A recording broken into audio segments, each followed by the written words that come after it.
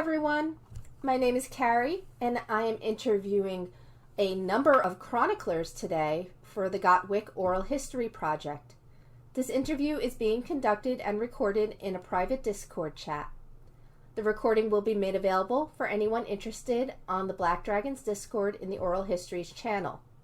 This group will be discussing the ethics of PvP as it relates to, for example, attacking small castles, invading growing kingdoms, and what are the general boundaries of engaging another person in this game. So I'm going to go down the list of people attending and participating here. They are all fellow chroniclers, and I'd first like to introduce you to Ilya. Hello. Hi, Ilya. Why don't you tell everybody a little bit about yourself briefly and what your stance is? Okay, I'm Ilya. I'm the chef of MDM, Nordman, and yes, I'm playing this game since March last year, 2019.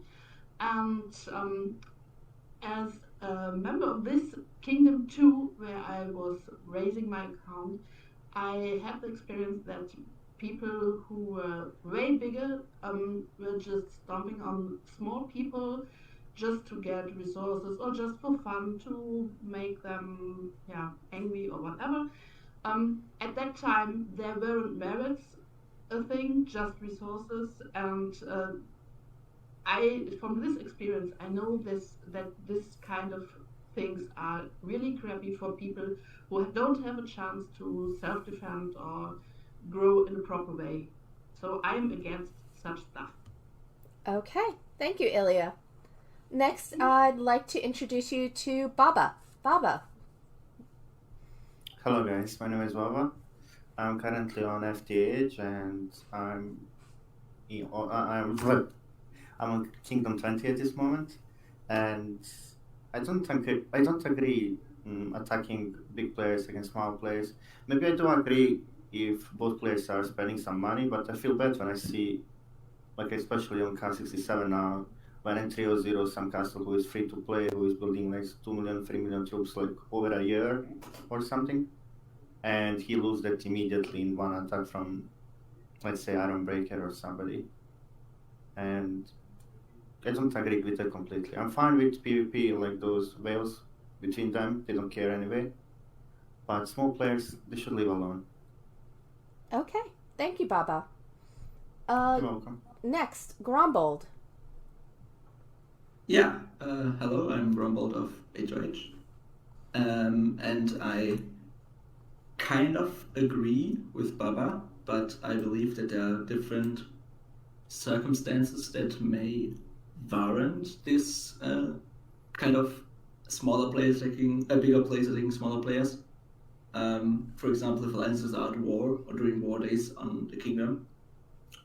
But I kind of disagree with doing this on merit trips to different kingdoms, or to just bully them and take the resources even though they don't give any merit or something like that. Okay, thank you, Grombold. Next is Summer Isle. Hello, I'm Summer Isle from K6GEH.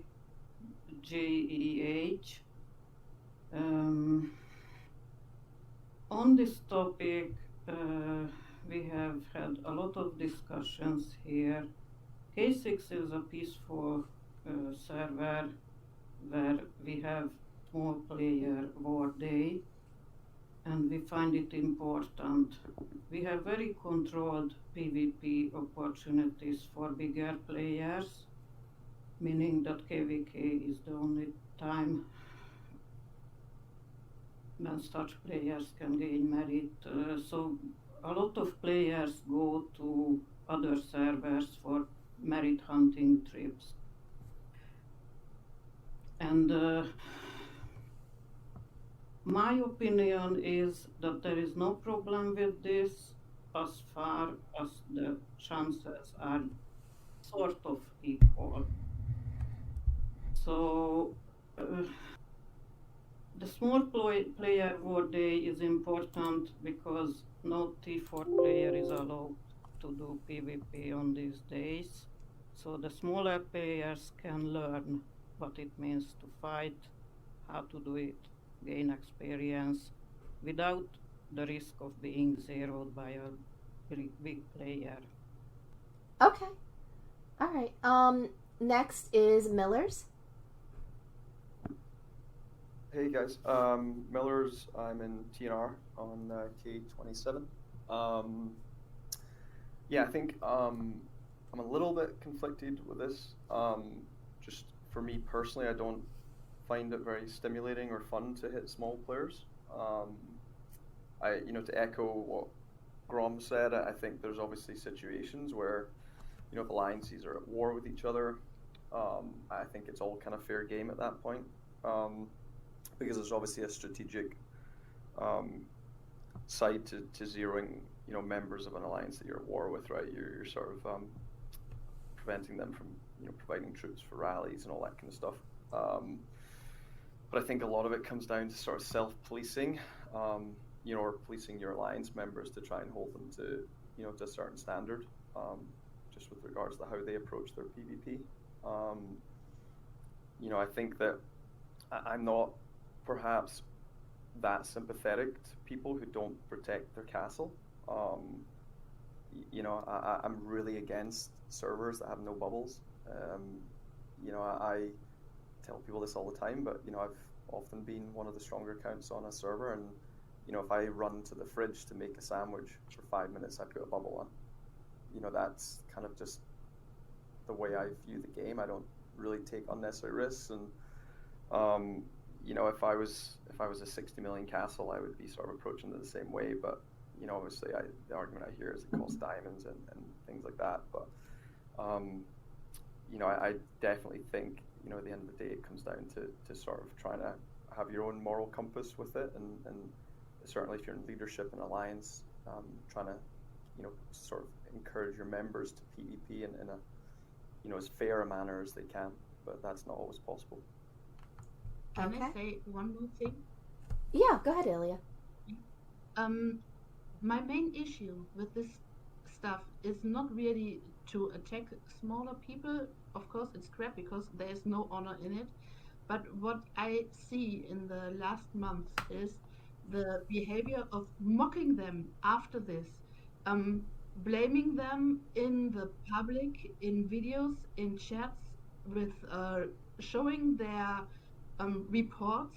And if I see such a report of a really big player who is just killing a 18 million guy, then I must say, what the heck is going on here? And this is my main problem with this kind of behavior. I know it's often a thing, yeah, people shall bubble up, it's kind of training for them, but I think this is something the server itself should do, and it's not really the job of a 400 million castle to jump to a small kingdom, which is perhaps since 3 months or so open, and then just say, yeah, you could bubble up. This is kind of crap behavior. Okay. And this is what I have. All right. Thank you, I Ilya. agree with you. And I had 2 more people just join in recently. If they would like to unmute themselves, then I will include them in the recording here. Hi, Van. Would you like to introduce Hey. yourself, please?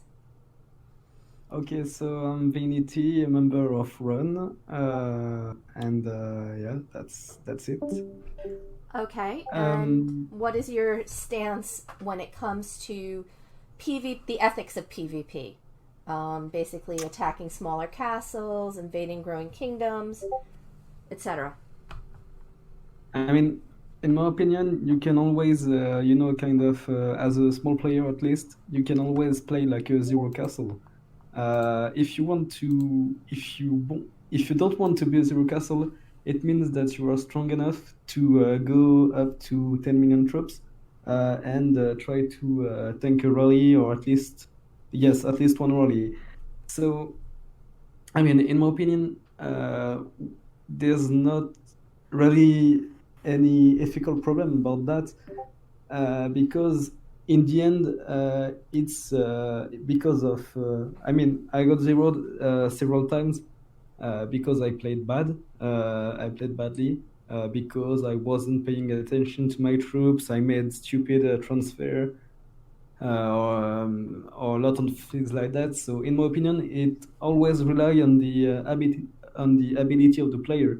And I mean, you can't blame whales for attacking other players. I mean, they're putting a lot of money in the game, and that's their way of having fun in some way. So basically, if you mix PvP with FX and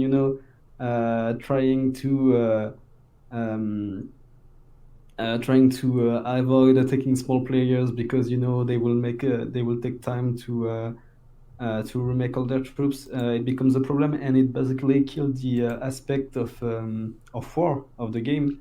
And to me, it could be it could be a problem. So in my opinion, it always rely on the ability of the player. But moment, there's a difference if a 1 billion guy is attacking a 400 million guy, because the 400 million guy should know how to play. If I am a 400 million guy and I jump to a small kingdom which is not long open, and there are people who are 80 million perhaps, or 60 million, or 50 million, and I'm just attacking them, then this is a really big difference. They don't know what is a blank castle. They don't know how to. Most people don't have people who teach them, and it's not the right way to teach it by just attacking them and killing them. They are not learning about this then. Yeah, but I mean, at this point, you have tools to protect yourself with bubbles or things like that, and also there are several guides about how to play the game, basically. So yeah, I totally understand your point that there are some kingdoms where people don't know how to PvP and how to play the game in general. But yeah, I mean, at a certain point, we must think that this game is a war game before all. So It's not. No, this is not true. This game yeah, is not there's a war also game. the social aspect. I know, Yeah, but this game I is a mean, team playing game. If you are attacking small people who don't know how to fight, it's your responsibility to teach them how to fight. Of course, you can teach them if you are just killing them and then leave them alone, but you can also do it like a member of my alliance did. He killed the people and then he saw, oh my god, they are very new, and he started to teach them. And this is, I think, a difference. What I don't like, and I told it already, is if you are attacking small guys and then you are not teaching or whatever doing, you are just mocking about them. This is crap. Does anybody else have an opinion on this topic? Particularly the power discrepancy. yeah, but I kind of agree with Ilya and what she said. But you learn while being zeroed. I mean, even during last KVK, not this one, but before, I mean, we were against CTL and SIG, who had AK back then, and I mean, I was zeroed. The KVK before, I was also zeroed, and I mean, you learn by being zeroed. It's you. I mean, I don't like to rely on other players to learn how to play, basically. So yeah, I mean, not everyone has the same mentality as I do, but yeah, in the end, it comes down to how do you learn to play yourself, and how do you learn from your mistakes. If I may, Yes, Emma. it's sort of true that you learn from being zeroed, but there are still differences how and who does that zeroing. If it's a 1 billion guy zeroing an 80 million castle, that's not going to teach anything. It's disheartening. That person in that 80 million castle will probably leave this game. On the other hand, if it's someone closer to his size, his or her size, like a fellow T3 player who is a bit ahead, like 110 million or 120, they can still fight, and the stronger ones still win, depending on abilities and whatnot. And the end result will be, even if the smaller one is zeroed, he will still feel that he has a chance. He just have to learn and get better and stronger. So it will inspire him instead of making him leave the game. Anybody else have an opinion on this part of the discussion? I would just sort of pose the question, you know, how do we determine what's fair, right? Like, who says what is fair and what is not, right? It's not simply about BR, right? Because, you know, BR is often misleading. You know, the way the game mechanics work, we all know this. Like, you know, I used to remember this. Like, people would say, like, why doesn't this person, you know, this sort of like the old schoolyard retort of, like, you know, pick on someone your own size. It's like, well, that's not how the game mechanics work, right? But Like, there are no simple rules of fair or not fair. There are just what we feel like being fair or not. right, But of we all feel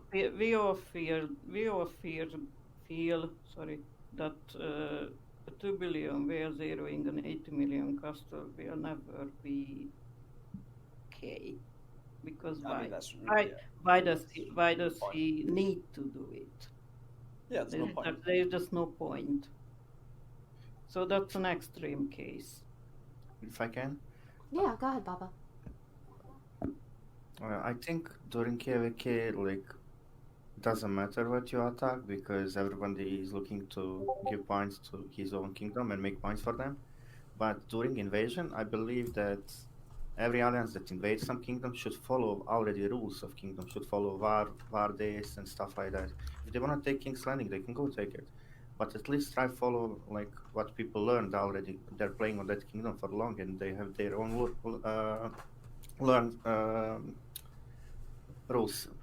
So just try being normal, like don't attack gathering spots and stuff like that. Even if you have to attack, you are declaring war to the alliance. Even if you have to attack that smaller player, maybe that's fine. But I think just they should follow those simple rules like that they already learned themselves or something like that. And I agree with Miller. You shouldn't be without bubble anytime because you never know who can jump on your server and zero you during sleep or something.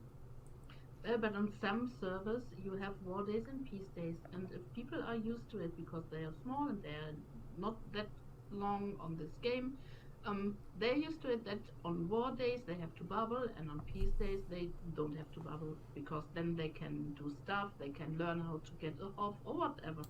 And then some big one jumps on you from another kingdom because merits. Is this fair? Yeah, Or but is this okay? And can people themselves who are doing this call themselves big fighters? This is not a fighter. This is just a bully. yeah, but does in this game exist peace day? Maybe exist for the current kingdom that you are on. They will follow Yeah. rule, but those who invaded, they don't know about those, and I think everybody should be bubbled 24/7, unless they are online and watching their castle in game. Wait, Yeah, I mean, I just don't agree. I'm sorry. Like, you know, it's like I could, you know, not lock my house in the evening, right? I could not lock my car and say, you know, well, people shouldn't really be breaking into my car and stealing it. But, you know, my insurance company aren't going to be very happy if they find out I wasn't logging my stuff, right? Like, you know, these are choices you make to protect your, you know, what you own, right? In this game, it's your castle and your troops, right? And I just view it as complacency. I'm sorry, I know that perhaps you have an idealistic view of how people should play and how they should approach the game, but I think it's really unrealistic. And bubbles are the best defense that your castle will have. And like I said, I just don't. I will never be able to understand anyone who doesn't bubble all the time. Like, I kind of agree with you in that. Of course, I people mean, should. right now I'm counting down the seconds of my fervor to be able to bubble, and I'm close to 400 million, so not a small player. So yes, I agree. Everyone should bubble all the time, at least all the time when they are offline. So let me ask you guys this. Let's move on a little bit. So when you're saying there seems to be an attitude of personal responsibility versus community responsibility when it comes to PvP. So you have those players, though, that literally play just to fight, just to burn. And are we in a position to tell them that they shouldn't do that? Even though it makes maybe the individual feel bad, but this is a game.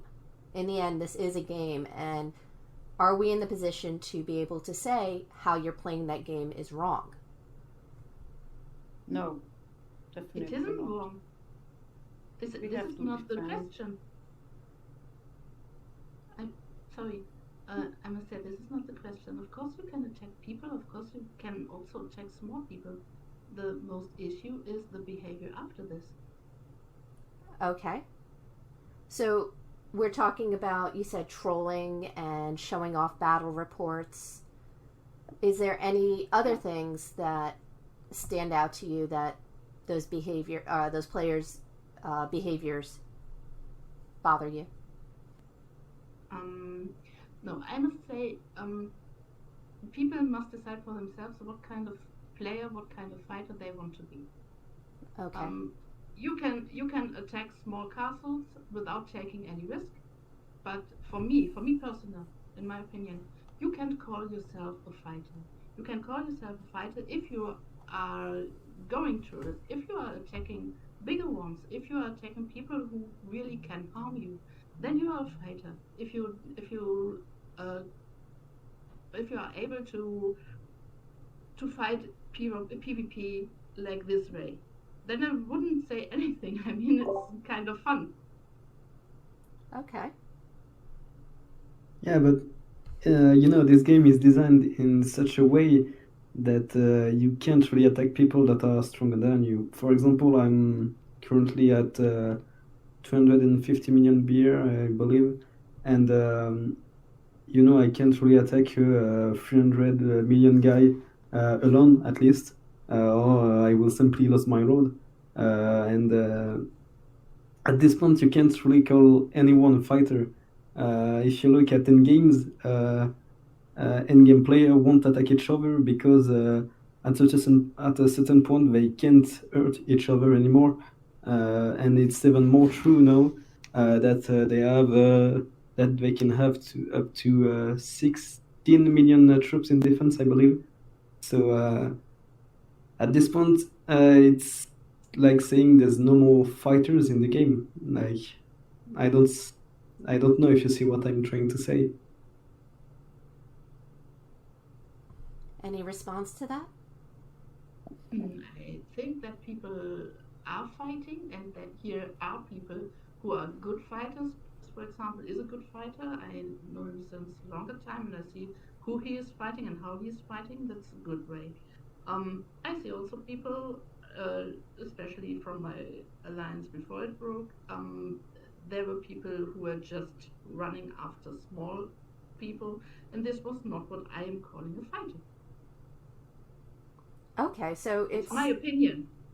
It's not something I want to help everybody in my opinion, but this is what I think about playing, about gaming. It's kind of it has to be a bit fair for me, for myself. Okay.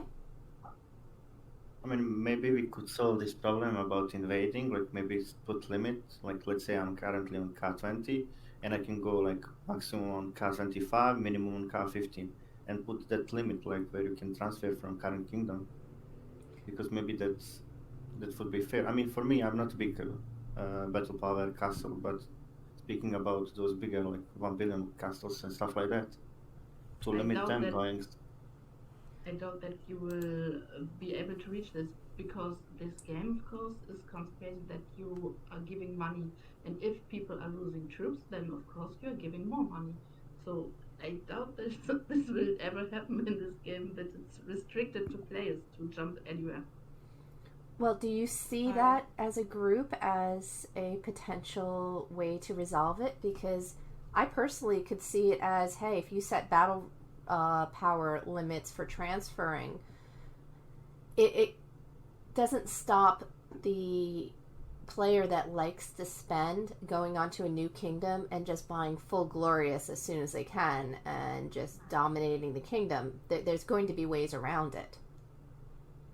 It's I have a couple of ideas. okay. What are they? So one idea would be to actually not have merit count on your servers for a set period of time, even after they come out of protection. So essentially, what you do is you remove the incentive for a lot of people to go to those servers, because any castle hit on those servers doesn't actually give you merit until X number of months. I think that would deter people from taking a trip there to zero a bunch of people, because they're going to gain no merit, which is a motivator for a lot of those kind of trips, right? That's why we call them merit hunting trips. And perhaps also like a cooldown on a server jump. So if you move to a certain server, you actually have to remain on that server for a set period. I think that that's not going to probably deter a large alliance moving to a server, but it would also deter those kind of those merit hunters, knowing that because the reality is, and like full disclosure, I've gone on like these like little trips. Admittedly, I always go places where there's much bigger accounts than my alt that can zero me if they're good enough. But I think you would think twice about going to a server that you're then going to be stuck on for 2 months. Anybody I else? think As they an start. example. I No. think they started doing that with Champion City Siege, because if you're winner of Champion City Siege, you are locked down on those 20 kingdoms that you had battle with for that city. Maybe they could add more events like that where they lock you down like on a couple kingdoms and you can roam around those kingdoms only. But those groups are huge, and they include very late kingdoms just open too. So it's kind of not deterring anyone from a merit hunting trip. I find the first idea very interesting, though, that new servers would get different levels of protection. So the first level that you cannot travel there at all, second level that you cannot gain any merit there. So yes, I think this one would discourage a lot of merit hunters.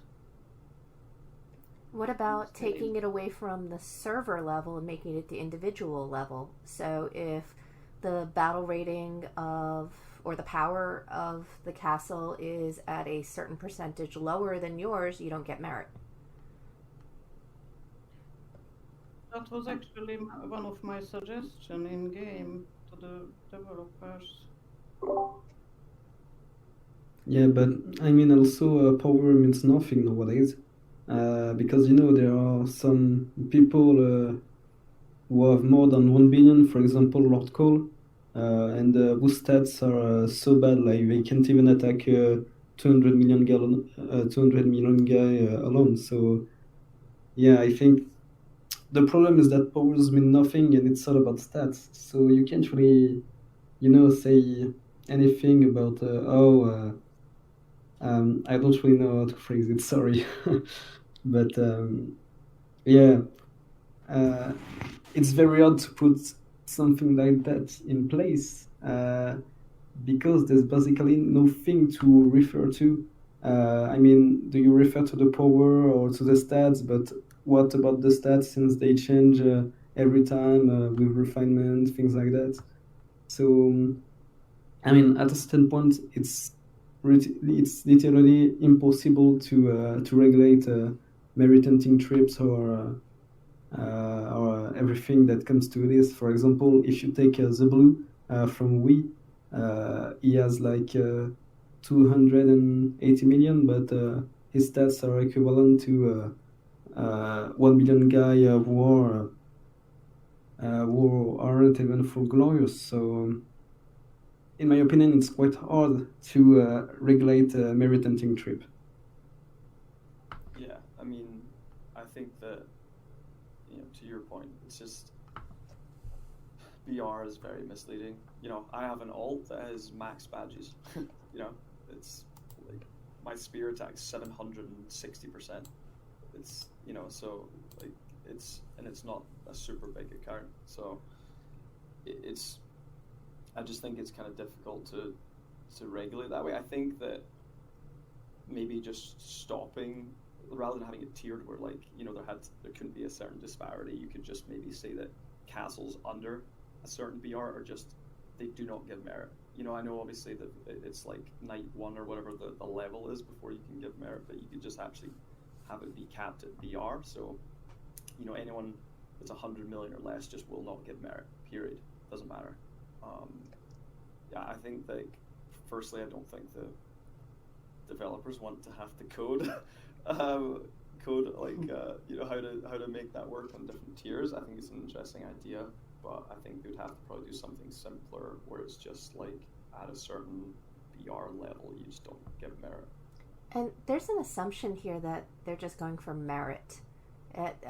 A good portion of people are, but there are the people that just want to see burn. So the question is, would this even address that issue? Well, the only thing. Sorry. Yeah, go. Sorry. The no problem. The only thing that would solve that issue would be the probably the kingdom cooldown that we talked about earlier. That if you jump to kingdom, you're gonna be stuck there for a while. Because if they don't care for merit and they just want to see the world burn, then they will just attack everything that moves, and you can't do anything against that.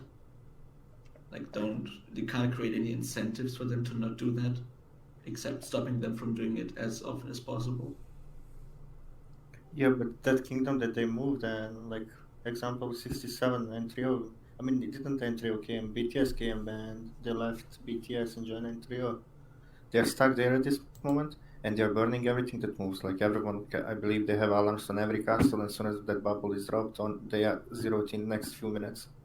So they will make hell of that kingdom then. I mean, I believe 67 will be left only with N3O only, and they can burn themselves if they wanna leave alliance and attack each other. Because they destroyed it. We had there about 7 healthy alliances, and when they came, now it's left maybe 4. 2 will leave after KVK, and they will have 1 alliance, and I believe they are all out small players. They don't have anything from them.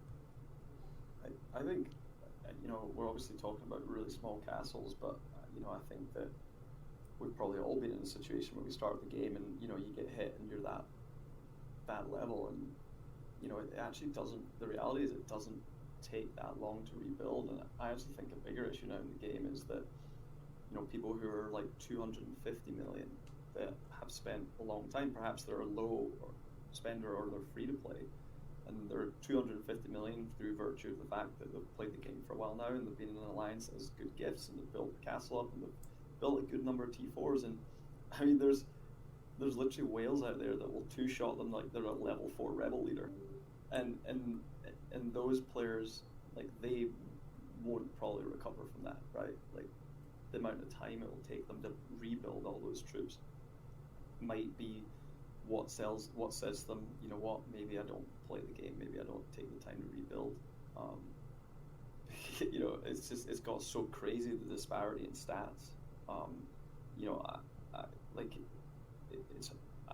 feel harsh saying this, but I don't have as much sympathy for a 60 million, 70 million castle Elite Zero, just because they will bounce back very quickly.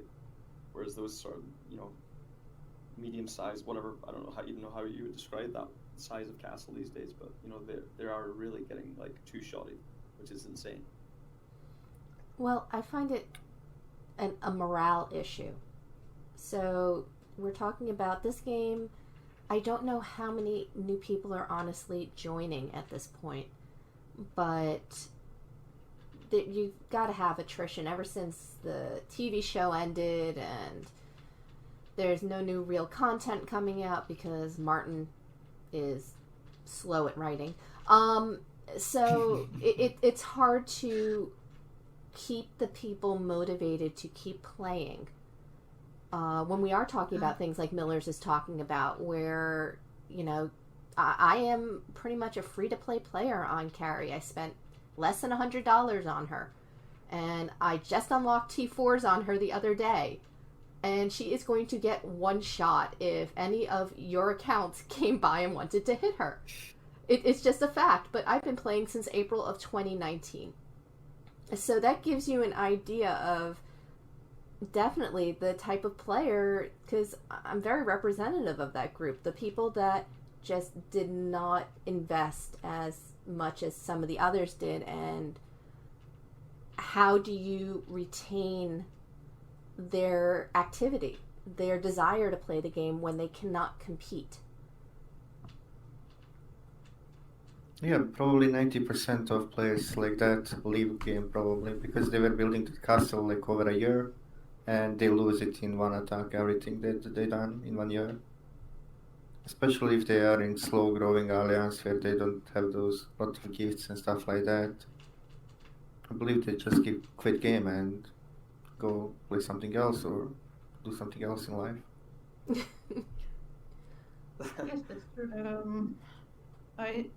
I had this idea for a long time that as much as Champion City Siege was created to please the whales, there should be other special events for this group of people.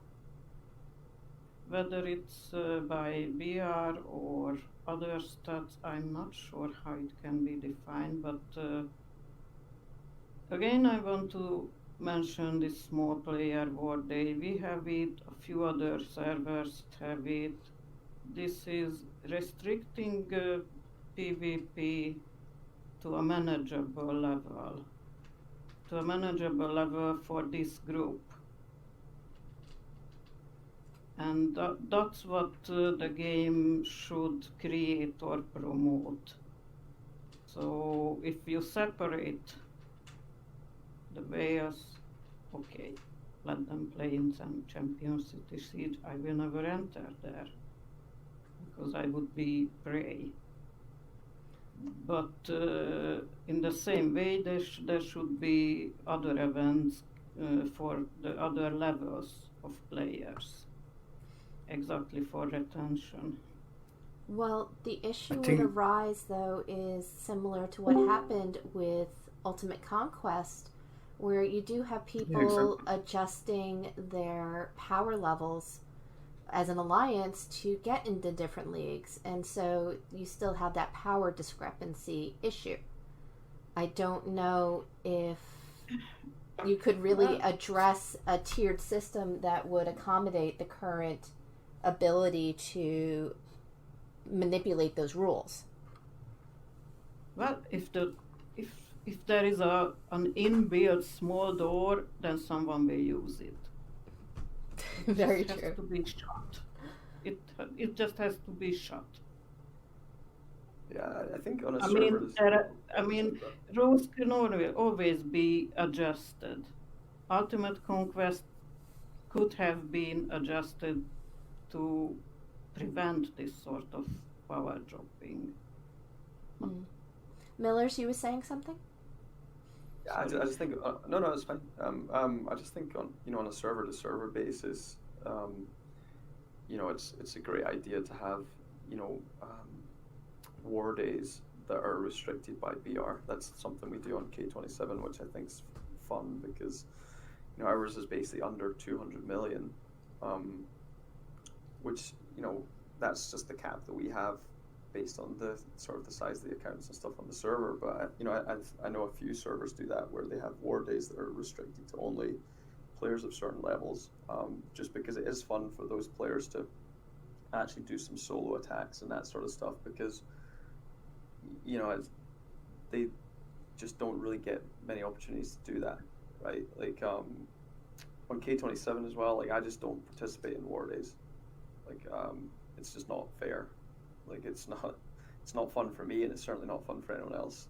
And I try and encourage the other bigger accounts to not participate either, just to let other people sort of have their. I've done enough PvPing. I don't need to do more. You know, so it lets others enjoy themselves. So I mean that's always an idea for servers, is to try and maybe like limit the PvP on certain days. I think, in my opinion, I think whales are selfish as well, because they always, like, on any server where you go, you see on top ranking on training ground, like where you get those free diamonds. There is always that whale who have like already 2-3 million diamonds. During like those peace day after KVK where you're farming diamonds, they're often hitting of those as well. That's happening at this moment in K16. Was in that node. Like that won't help him, but it may help that free to play. Me personally, I never gathered diamonds. I always let them to those players, like let's call them free to play, because they can get benefit of that. Because for me, that 2,000 diamonds won't help me. I mean, it may speed up some research or something, but it will more help those free to player players. I completely agree. Right now, Handy is pitting off V from the diamond mine so that the other players can take it. And it's good, I think. I think obviously saying that all whales are selfish is a little bit of a. I mean, maybe Yeah, I did. Maybe I did oversay that. I'm sorry. Like some of those ICNAV, they are doing like that. Yeah, I mean, I guess like at the core of the discussion, right? It's how certain people behave, right? Because these are all really just imaginary rules, right, that we create, and you know the onus is on the individuals to actually follow the rules, or to have a moral compass, or to play, you know, the game in a certain, you know, to a certain level of, you know, whatever respect, or you know, and I think unfortunately there's a decent amount of people in the game that just, they don't care, right? They want to play the game the way they want to play, and it doesn't matter what rules you put in place, they'll ignore them and they'll do what they want. So I mean, there's definitely those people, and they can make the game very unfun for a lot of people, but there's also a lot of people out there that try and do the right thing, but it's tough. It's a tough thing to manage, I think. You know, you can't do much against a lot of whales, to be honest. You can set all the rules in the world, there's not much you can do to enforce them. Yeah, true. I agree. You can do something. You can do a bubble. That is very true. Zero castle or bubble.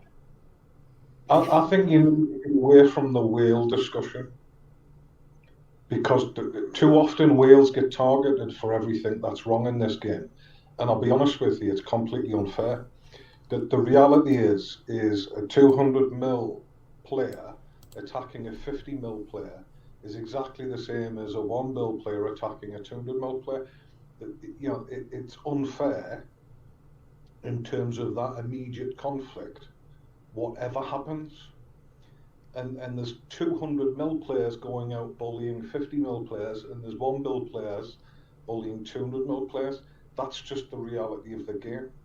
I think we got to be careful to avoid targeting a specific set of players that in reality actually fund the game for the rest of the free to play, just because they're big and they're more powerful than everyone else. Actually, Gaz, you just joined us shortly before. Do you want to do a quick introduction of yourself? Yes, but I'm eating. 2 seconds. Okay. Anybody else have a pick? No, I'm ready. I was Okay, just go for it. swallowing. My mother's rules, about being polite. Appreciate it. I'm Big Gaz, been playing these games since they were PBM 30 years ago. Anyone who doesn't know what PBM is, it's play by mail. The games then developed to play by email, and then they turned them into real-time strategy games. I've been playing since I was about 9. I started this game on K2. I was in Crows initially, and then I joined One Athens. He was one of the bullies. He was one of the I bullies. have no idea what you're talking about. I'm what you call a contradiction in the game, because I entirely support people being able to attack whoever they want, and zeroing whoever you want. I think if you've agreed them rules on the kingdom, go ahead, have as much fun as possible.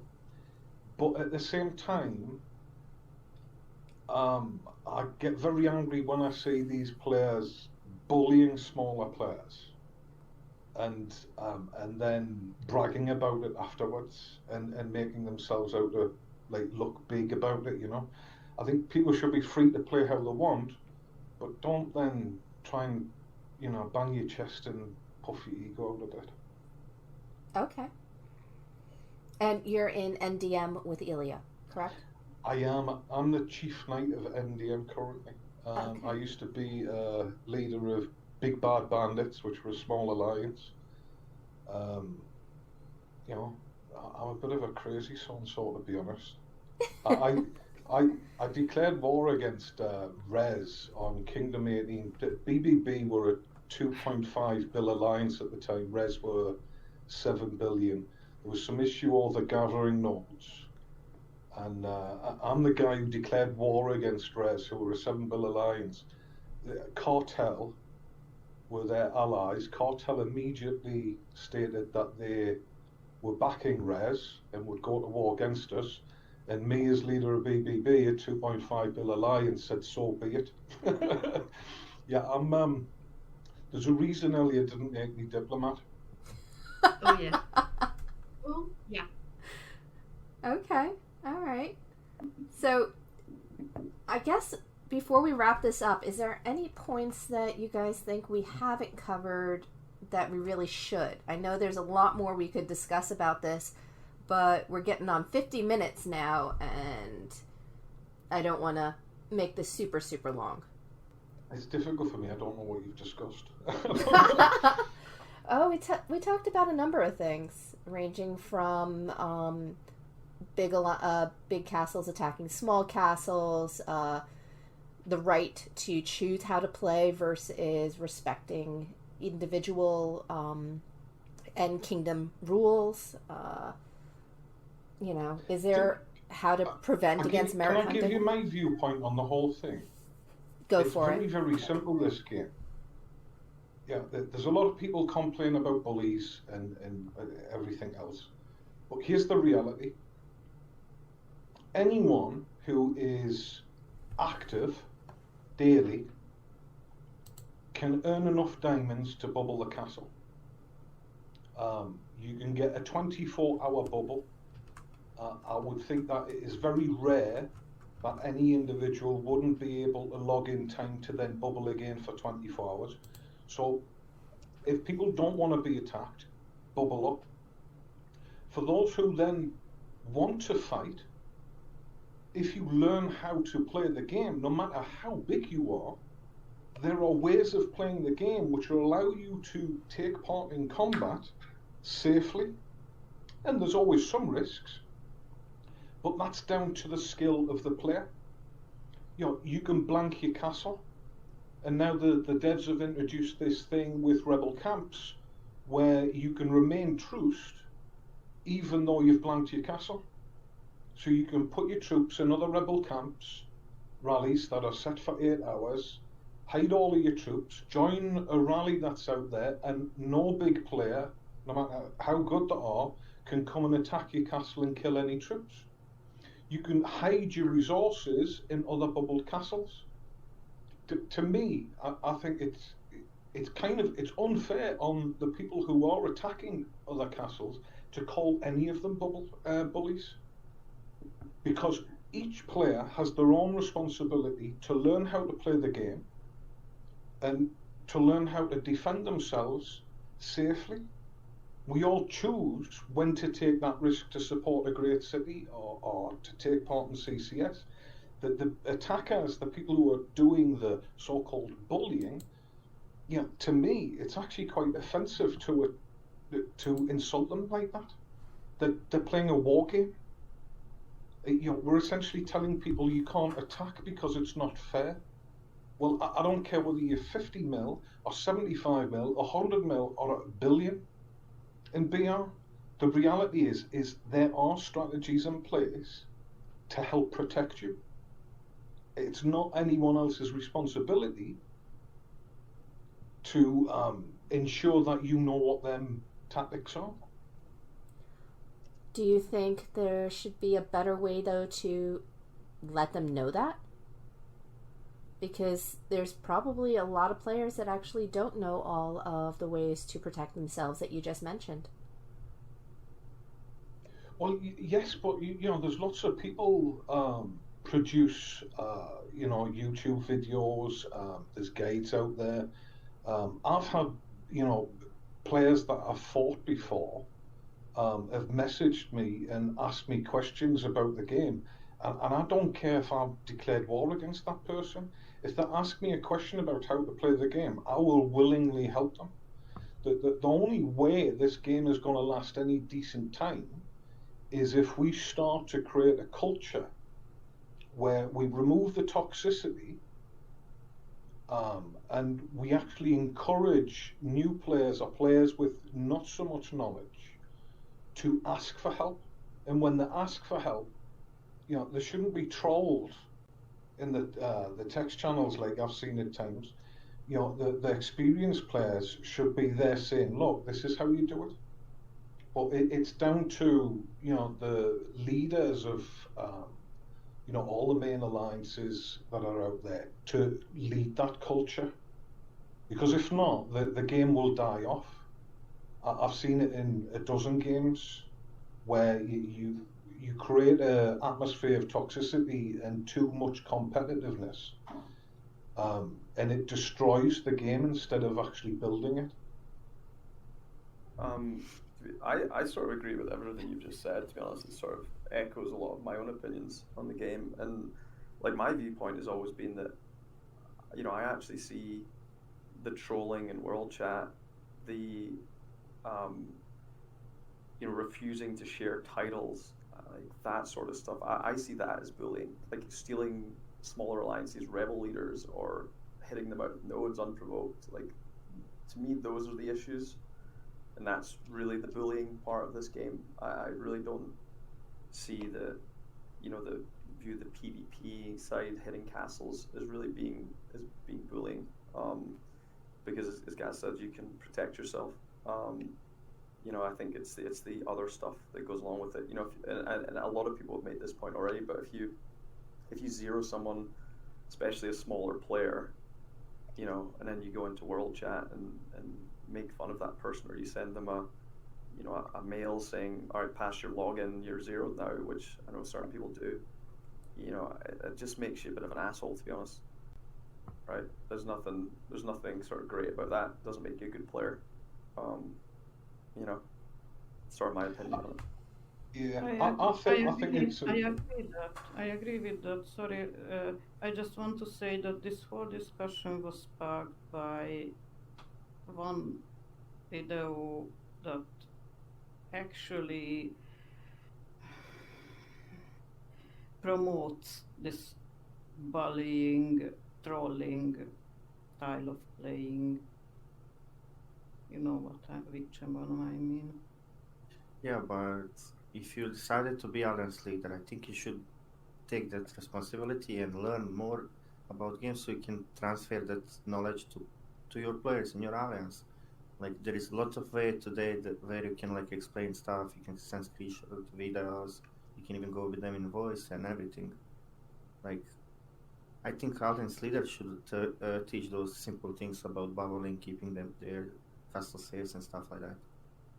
Of course we do that, all of that.